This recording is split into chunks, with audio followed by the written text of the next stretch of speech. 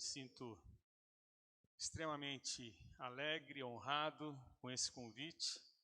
Eu fico muito feliz. Obrigado, pastor Leandro, pelo seu convite. Obrigado por essa igreja. 49 anos é muita coisa. Vocês passaram por muitas coisas boas, coisas mais difíceis, né? Mas eu fico extremamente feliz de estar aqui. Fico feliz também com o tema. O tema desse aniversário, e é o tema que eu quero falar. Quero falar sobre o que Jesus nos comissionou quando Ele partiu. Então eu fico extremamente feliz com esse tema. E eu gostaria que os jovens, os não tão jovens, esse sermão que eu vou tentar falar, expor esse texto, para mim, eu tenho 69 anos, não parece, né? Parece 70, mas é para mim também. E eu, preparando isso, eu orei e falei, isso aqui é para mim. Então eu queria que nós orássemos de novo, mas eu queria orar no seguinte, e eu quero saber se os irmãos concordam com a minha oração. Eu quero orar que essa mensagem possa entrar na sua cabeça, chegar ao coração, você preste bastante atenção e você possa julgar o seu coração e falar, isso aqui vai fazer com que eu haja dessa maneira. Que mude alguma coisa, porque eu acho que isso é o mais importante, que isso mude. Posso orar desse jeito, gente? Posso? Então vou orar, vamos abaixar nossas cabeças e falar, ó Deus, em nome de Jesus eu peço que o Teu Santo Espírito agora possa tocar os nossos corações e possa transformar as nossas vidas. Que aqui haja decisões dentro do nosso coração para que possamos mudar alguma coisa, Senhor. E eu peço que o Senhor transforme as nossas vidas, a começar de mim, Senhor, para que a gente possa ser um servo útil, maleável, que o Senhor possa transformar as nossas vidas e através das nossas vidas possa tocar em outras vidas. Em nome de Jesus. Amém. O contexto desse texto é um contexto da ressurreição de Jesus. Então, é um contexto onde Jesus tinha ressuscitado, encontrou algumas mulheres, as mulheres ficaram pasmas e ele falou para essas mulheres, vão e fala com os discípulos. Esse contexto de ressurreição, Jesus está mandando pessoas falarem, pessoas pastorearem. Falou para Pedro, né? Tu me amas? Então pastoreia as minhas ovelhas. Ele ficou 40 dias aqui e esses 40 dias foi extremamente importante o que ele falou para eles e para nós. Por isso que eu acho essa mensagem extremamente importante para que nós possamos ver Jesus falando. Eu falei já a minha idade, meus filhos adultos, e se eu souber que eu vou morrer daqui a algum dia de falar com ele algumas coisas importantes. Nós temos algumas mensagens Davi falando para Salomão, e aqui Jesus está falando, eu estou indo ser assunto aos céus, e agora eu quero falar isso para vocês. E ele falou algumas coisas, e essa foi um recado que Jesus mandou para os seus discípulos, e além dos seus discípulos, para nós como igreja, comunidade, e nós como pessoas físicas. Pode pôr o seu CPF, o seu RG, porque ele está falando para você, e está falando para a Igreja Batista Moriá. Então é extremamente importante essa mensagem. que ele falou antes de sair. Então, está lá em Mateus. Vamos abrir nossas Bíblias em Mateus. Mateus 28. No final do livro de Mateus. E diz assim, versículo 18 em diante. Jesus, aproximando-se, falou-lhes dizendo: toda autoridade me foi dada no céu e na terra.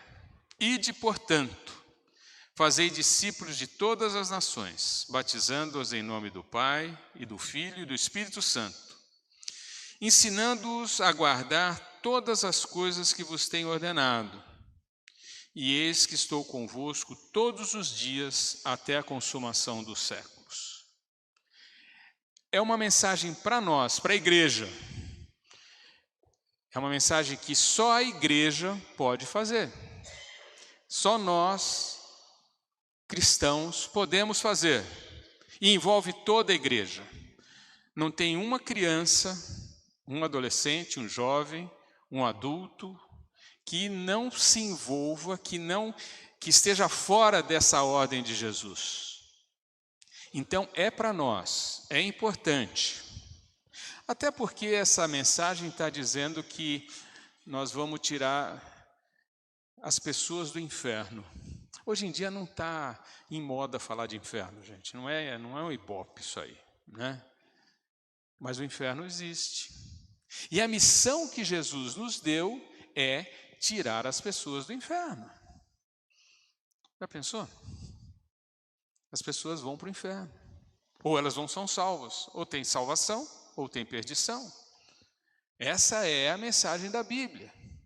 Se nós avaliarmos a importância dessa mensagem, a gente pode avaliar que quando uma pessoa se converte, tem festa no céu.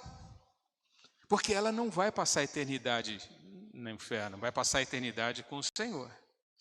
Então, na realidade, a nossa missão, a sua missão, é tirar pessoas do inferno. E a missão está aqui. Às vezes, a igreja confunde um pouco essa missão.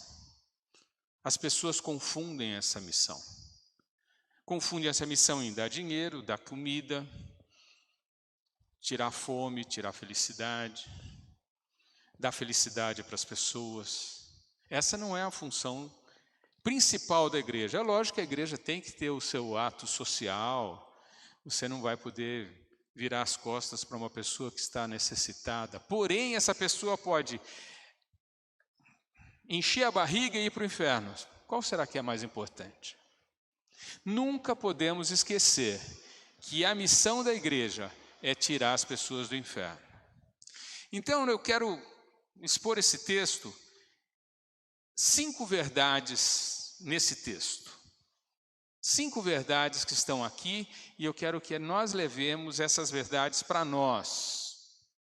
Depois eu vou concluir. A primeira verdade é a competência do comissionador. A competência de quem falou. Jesus, aproximando-se, disse: toda autoridade me foi dada nos céus e na terra. Toda autoridade. Toda. Alguém duvida disso, gente? Que toda autoridade é de Jesus Cristo, Filho de Deus, o Deus encarnado, o Deus Filho. Alguém duvida? Às vezes a gente duvida disso, né? Se nós fazemos um exame e deu errado esse exame, entre aspas, e esse exame deu que eu estou doente, eu às vezes duvido que toda autoridade é de Jesus. Mas toda autoridade é dele em todos os sentidos. Ele tem toda autoridade. Autoridade e poder, né? Tem umas traduções que falam: todo o poder me foi dado nos céus e na terra. Autoridade e poder. Ele tem toda a autoridade. Quem nos comissionou tem toda a autoridade. E tem vários versículos. Jesus Cristo é Senhor em todos esses textos. Mas eu gosto muito de um texto para falar sobre a autoridade de Jesus, que está em Apocalipse. Eu gosto muito de Apocalipse, viu, gente? Apocalipse 4 e 5. Apocalipse 4 mostra o trono, uma visão do trono de Deus e o Cordeiro do lado, com anjos, com aquela apoteose, aquela coisa maravilhosa, aquele poder de Deus, é o trono de Deus. E no capítulo 5, nós temos aí a visão de um livro com 12 selos. E aí ficou todo mundo parado nessa festa, porque não tinha ninguém capaz de abrir esse livro. E aí João começou a chorar, mas aí apareceu a pessoa que ia abrir o livro, que é o próprio Jesus Cristo, o Cordeiro, que morreu e ressuscitou. Sabe o que é esse livro? Esse livro é a história dos últimos tempos. Sabe quando são os últimos tempos? É o tempo entre a primeira vinda e a segunda vinda de Jesus. Nós estamos vivendo os últimos tempos. E esse livro é essa história. Se você começar a ler Apocalipse, você vai ver que os livros são os selos, e cada vez que vai abrindo os selos, e só tinha uma pessoa que era capaz de administrar, de fazer a gestão desses últimos tempos, que é Jesus Cristo. E no versículo 8 do capítulo 5 diz assim: e quando tomou o livro, os 4 seres viventes e os 24 anciãos prostraram-se diante do Cordeiro, de Jesus Cristo, o Cordeiro. Eu gosto quando cantar, eu gosto de pronunciar a palavra Jesus.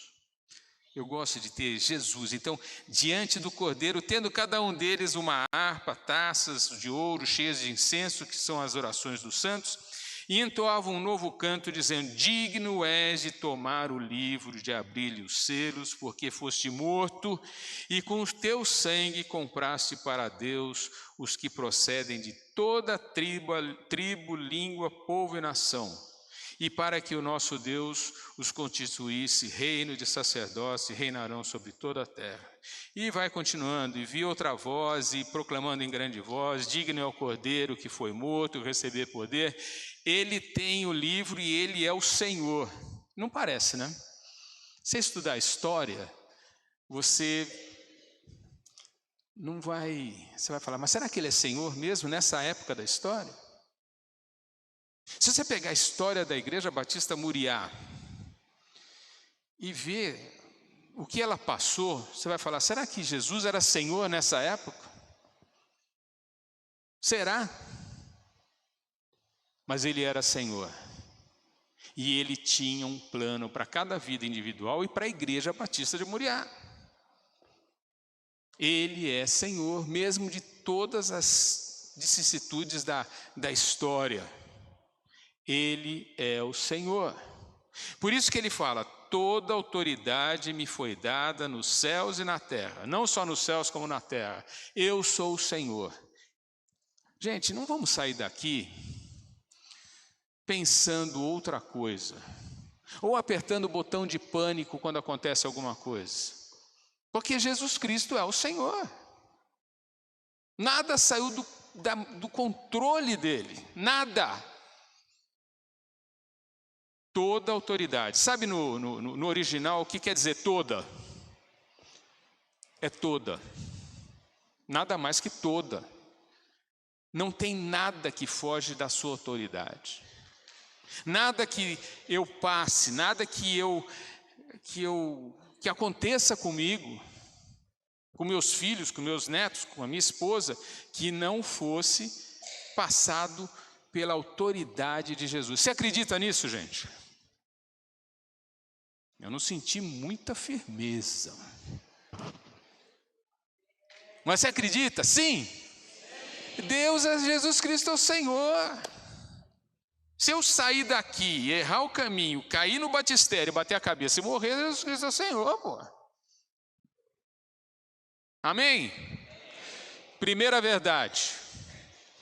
Toda autoridade, a competência do comissionador, a competência de quem comissionou. Segunda, Qual que é o cerne da grande comissão? O que a grande comissão mandou fazer? Toda autoridade foi dada, ide, portanto, fazei discípulos de todas as nações, batizando-as em nome do Pai, do Filho e do Espírito Santo. Esta é a mensagem, esse é o cerne da mensagem. E aqui, talvez na nossa tradução não diz a nuance que Jesus queria falar, como no original. Ele está falando... tem um imperativo e vários gerúndios. Um imperativo e vários gerúndios. O imperativo é: fazei discípulos de todas as nações. Fazei discípulos. Tem que sair? Tem. Serão minhas testemunhas em Jerusalém, Samaria, Judéia, Samaria, até os confins da terra? Tem. É uma bênção ter missões. Agora também é uma bênção fazer discípulos aonde nós estamos, trabalhando. Sabe como é que você faz discípulos aonde você trabalha? Não é pregando, porque dizem que o crente é um chato. Ele já vem com as 4 leis espirituais, já fala: você vai morrer, você vai para o inferno, você vai isso. A maioria das vezes não vai dar certo essa pregação não, para o teu colega de trabalho, teu colega de escola.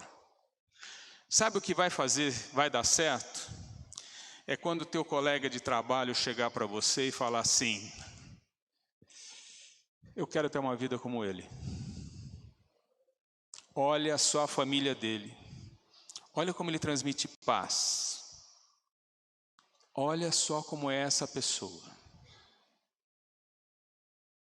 Eu gosto de uma ilustração verdadeira. Lá na Sibéria, estava naquele campo de concentração, os gulags, e chegou um cristão na mesma cela que um trotskista, que era ateu. E o que o trotskista falou para o cristão, falou o seguinte: eu não quero que você fale do seu Jesus para mim, eu não sou cristão, eu odeio essa pessoa. Então você não fale de Jesus para mim. Ele falou: tá bom, não vou falar para você não. E aí um dia ele foi torturado, esse trotskista, de uma maneira que quase morreu. E foi jogado na cela todo machucado, ele não conseguia nem levantar, nem comer. E aí o que o cristão fez? Levava ele no colo para tomar sol, dava comida na boca, dividia a comida dele e ele comia 1,5 porções, até ele melhorar. E aí, melhorou com todo esse cuidado. E ele chegou para o cristão e falou assim: o seu Jesus é tão bom quanto você? Ele falou: é muito melhor que eu. Ele falou: então eu quero. Então, a pregação é secundária muitas vezes. O que é importante é eles verem você e eu, a minha paz, veem o meu testemunho, o meu amor.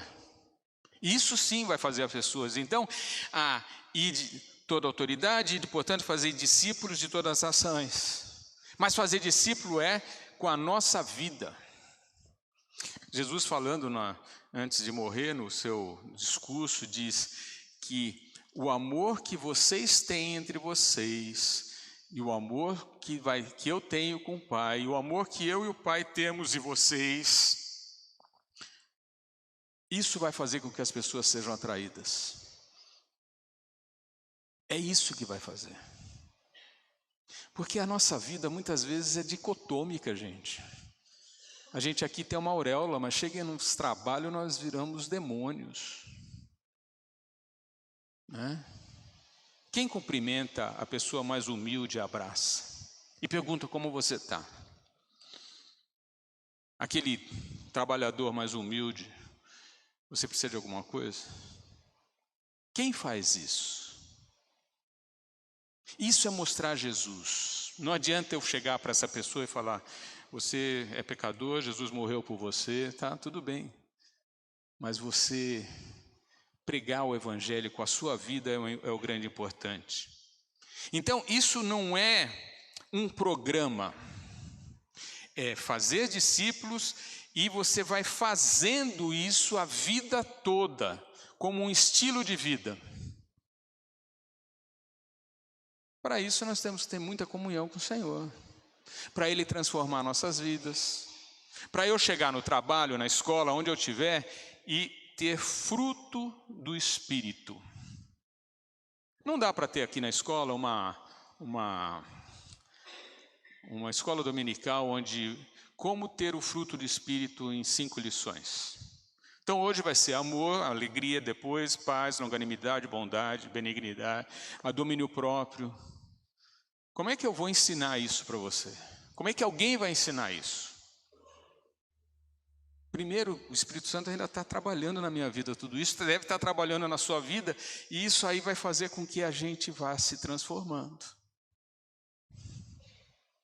Isso vai fazer o impacto de trazermos discípulos, de fazer discípulos diante de Deus. E aí, batizando-as em nome do Pai, do Filho e do Espírito Santo. Não adianta, eu não gosto muito dos desigrejados.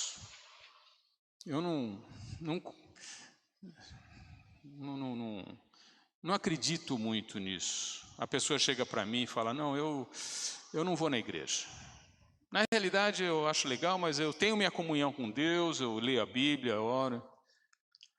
Uma pessoa que fala assim, olha, você ir na igreja não quer dizer nada, mas não ir na igreja quer dizer muita coisa. Então, batizar eu gosto do batistério, gente. Porque aqui representa que você morreu para o mundo e ressuscitou para o Senhor. Olha que beleza essa simbologia do batismo. Você está dando um testemunho de que aconteceu com você. Você morreu para esse mundo, você ressuscitou para o Senhor. E aí agora você está integrado numa sociedade. Tem gente chata na sociedade. Tem, gente. Mas a Bíblia falou para amar. Às vezes você não gosta muito, mas você ama. Por quê? Porque é filho do mesmo Deus, foi salvo pelos mesmos sangue, está perdoada. Essa integração aqui, essa igreja que é tão bonito, sábado à noite, está cheia desse jeito. Isso é maravilhoso. Pessoas batizadas que deram testemunho. Se você não foi batizado, está na hora. Dá o testemunho do que aconteceu. Você morreu por Jesus e ressuscitou. Em nome do Pai, do Filho e do Espírito Santo. Isso é muito importante. Então, ele não está falando, vá, pregue, faça serviço social. Não estou falando que não é para fazer, gente. Mas essa não é o centro, o cerne da grande comissão. Eu vou dar pão, mas eu vou dar o pão da vida também. Eu vou ajudar. Não adianta nada a pessoa chegar, não tem dinheiro para pagar a luz, eu vou lá e vou ter que pagar a luz dele. Mas eu vou dar Jesus Cristo para ele também. E sempre lembre, isso não é papel somente do pastor. É o papel de todos nós. Todos nós temos esse papel. Terceira coisa, fazei discípulos. Porque eu sou de um tempo, meu pai era evangelista, então ele pregava e na hora do apelo cantava o hino 222 do cantor cristão 780 vezes. E agora, vou dar mais uma chance. Agora você aceita Jesus como Senhor, e agora você vai.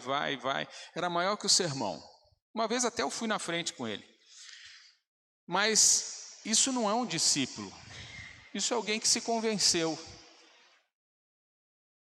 O discípulo tem algumas características do discípulo que nós vamos discipular e vamos ensinar essas pessoas. Então, se a pessoa chega aqui e não é crente, não é o pastor.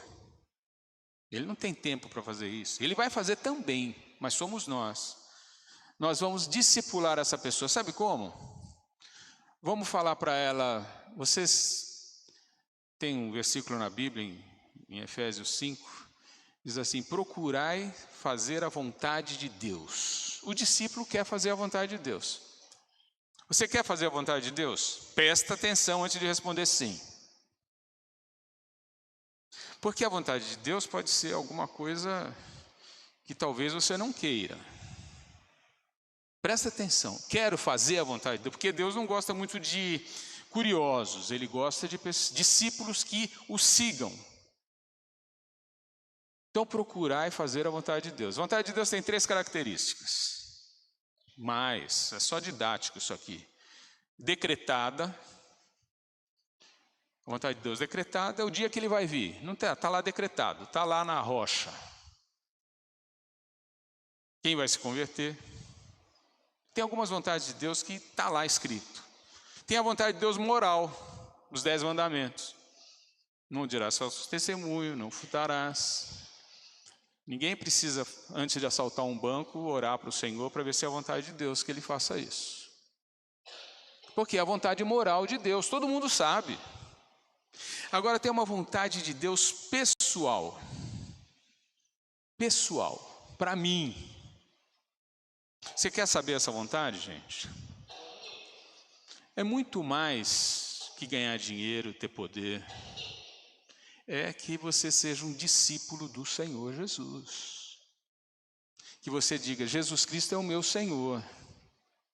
Que na hora que você vai para uma reunião, ou você vai conversar com a tua esposa, o teu marido, ou você vai conversar com o teu filho, você chega e fala, Senhor, o que o Senhor quer que eu faça? O que o Senhor quer que eu fale? Como o Senhor quer que eu fale? Eu quero fazer a tua vontade. Essa é a vontade. O discípulo faz isso. Então, o discipulado é mostrar que a gente tem que procurar a vontade de Deus. Orar. Orar é um negócio complicado, né? Porque a gente vai nas reuniões de oração, tem uma lousa e a pessoa fica falando quais os pedidos. Que eu tenha um carro novo, que eu tenha uma casa nova, que eu tenha isso. Que agora vamos orar sobre isso. Faz parte eu pedir as coisas para o Senhor. Mas a vontade de Deus, a oração é algo... Eu gosto de umas orações, por exemplo, em Efésios 1,16, tem uma oração de Paulo. E Paulo estava preso. Olha só, ele estava preso e vamos ver o que ele orou. Uma pessoa encarcerada, o que ele orou? Efésios 1,16. Está aqui. Não cesso de dar graças por vós, fazendo menção de vós nas minhas orações. Qual é a minha oração? Para que Deus, do nosso Senhor Jesus Cristo e Pai da glória, vos conceda espírito de sabedoria, de revelação, no pleno conhecimento dele, iluminados os olhos dos vossos corações para saberes qual é a esperança do seu chamamento, qual a riqueza da glória da herança nos céus. E qual a suprema grandeza do seu poder. E ele vai falar, eu não achei aqui que ele me livre da prisão. Eu não achei aqui que ele me deu uma picanha na hora do almoço. Ele não falou isso. Mas eu quero que vocês sejam plenos da vontade de Deus. É o que estava no coração de Paulo. Por isso que a oração é uma coisa a ser aprendida. Eu não aprendi, tá, gente? Mas é algo que você está no íntimo do seu quarto e abrir o seu coração para Deus. E Ele que conhece o nosso coração e você conhece. Essa é a oração. Qual era a oração? Eu peguei uma carta aqui de um missionário. E quem me falou isso foi o Dr. Shed há muitos anos atrás, uns 30, 40 anos atrás eu copiei. Mas está na internet. Ela foi escrita em 1812, presta atenção nessa carta, gente. Em 1812, por um irmão chamado Adoniran Judson, foi um grande missionário batista. Tá? Foi o primeiro missionário batista na Índia, mas depois ele foi para a Birmânia. É uma história maravilhosa desse homem. ele não pôde ir para aí, né? Aí ele ligou, né, imagina.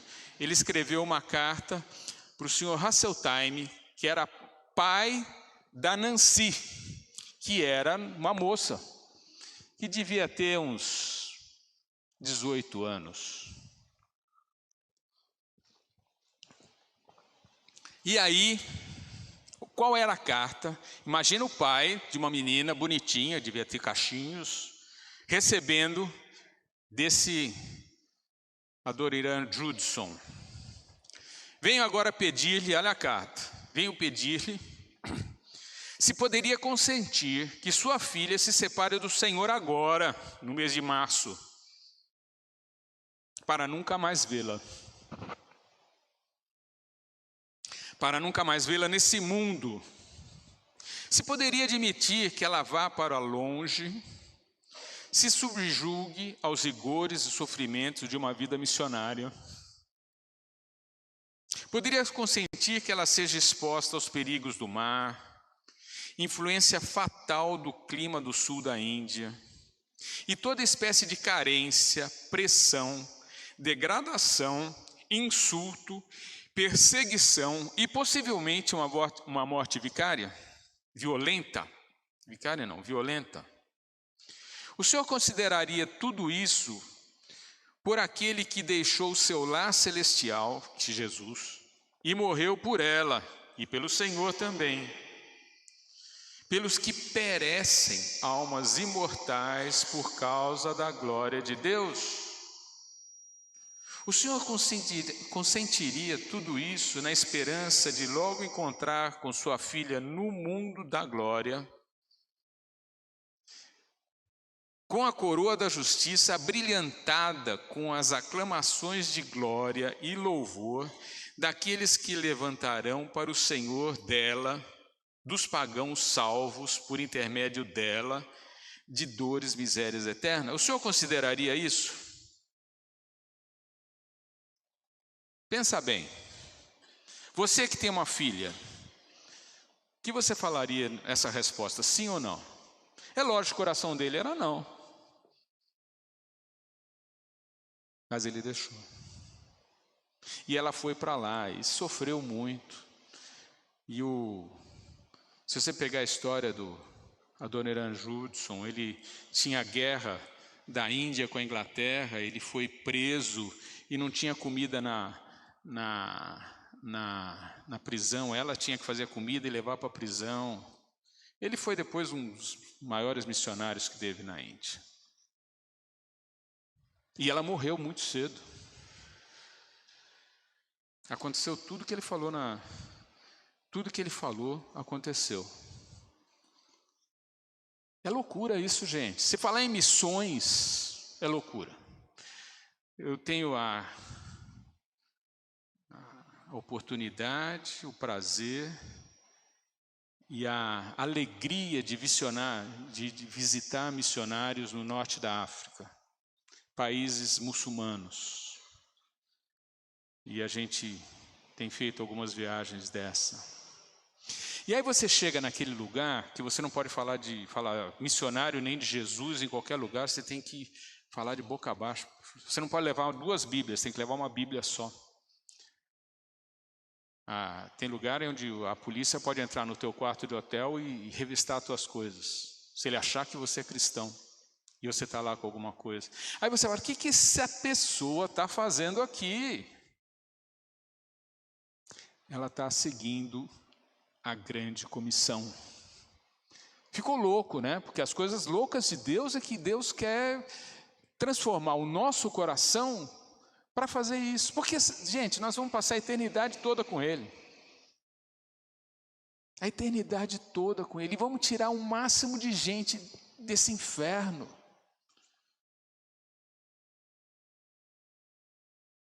Essa mensagem é para você e para mim. Não é para ninguém mais, é para nós. Terceira, abrangência. Todas as nações, quer dizer, todas as etnias. Você pode sair? Pode ser aqui, hoje está cheio de imigrantes, está cheio de gente aqui que a gente pode pregar. tanto em Jerusalém, Judéia, Samaria, até o confim da terra. Não é só institucional, mas é pessoal, é meu chamado, é seu chamado. Eu e a Dora, minha mulher, nós estamos assim: Senhor, o que o Senhor quer fazer com a gente? Daqui, estou mudando de ministério, saindo daquela igreja, indo para outra. Deus, estou aberto para o Senhor me mandar para onde o Senhor quiser. E eu vejo jovens aqui dizendo: gaste a sua vida. Se você for um engenheiro, um médico, um mecânico, qualquer coisa, gaste a sua vida fazendo a vontade do Senhor. Aqui, ali ou acolá. Fiquei 20 anos na minha igreja, não tive o privilégio, a satisfação de mandar ninguém, apesar de falar várias vezes, eu falo: eu quero mandar uma mocinha para ser missionária no Afeganistão. Não consegui ninguém. Mas quem sabe o irmão consegue aqui. E vem, me chama, que eu quero impor as mãos sobre essa pessoa. Não precisa ser Afeganistão, pode ser qualquer coisa. Mas eu quero gastar minha vida com o Senhor. Batizando, trazendo para a igreja, e eu tenho que chegar no final já. Ensinando tudo o que Jesus ordenou. Ensinar tudo o que Jesus ordenou é uma responsabilidade, gente. Não é sermão de autoajuda, não. É abrir a Bíblia e expor. Se eu estou expondo a Bíblia, eu posso expor coisa que é difícil para a igreja ouvir.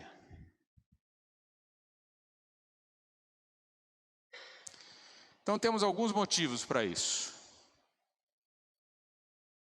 Toda autoridade vem do comissionador. A presença de Jesus. Às vezes a gente pega só esse texto, né, e fala assim: não, eis que estarei convosco todos os dias. Que bom, tá, estarei convosco todos os dias se você estiver fazendo a grande comissão. Presta atenção. Então eu quero fazer a grande comissão, eu quero fazer discípulo, a minha vida é ser discípulo. Então Jesus vai estar comigo. Estarei convosco todos os dias.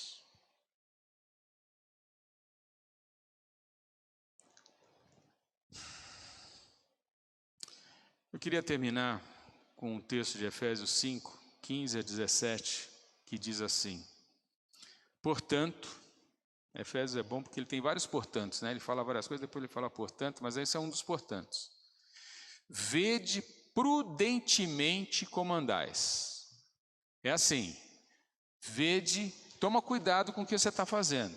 Vede prudentemente o que você está fazendo.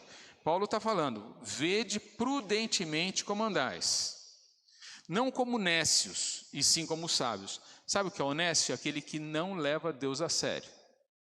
Disse o nécio no seu coração: não há Deus, eu não ligo para Deus, eu não quero saber de Deus. Esse é o nécio, é o tolo. Mas o sábio, o princípio da sabedoria, qual é? O temor do Senhor. Então, sim como sábios, remindo o tempo porque os dias são maus. O tempo é hoje, gente. Não é daqui a 10 anos quando eu me formar. Não é quando eu tiver mestrado, doutorado. O tempo é hoje. Remindo o tempo porque os dias são maus. Por essa razão não vos torneis insensatos, mas procurai compreender a vontade do Senhor. Você quer saber a vontade de Deus? Você quer fazer a vontade de Deus, gente? Sim ou não? Fala sim. Olha, que se você falou sim, sinceramente, você pode fazer que nem a Nancy Hasseltine. Amém, gente? Deixa eu fazer uma oração. Nosso Deus e Pai, te agradecemos por essa igreja, Senhor. Que história, 39 anos, Senhor. 49 anos, Senhor. Que o Senhor a abençoe. Que dessa igreja saiam missionários. Que dessa igreja saiam discípulos. Pessoas comprometidas contigo, Senhor. Que dessa igreja, os que já são, o Senhor pode aperfeiçoar. E os que ainda não são, se convertam, se tornem discípulos. E vão, ou para Jerusalém, Judéia, Samaria, até o confim da terra. Tanto faz, Senhor. O Senhor vai chamar essa pessoa. Mas em nome de Jesus, Pai, eu te agradeço por essa igreja e abençoa essa igreja. Amém. Deus abençoe.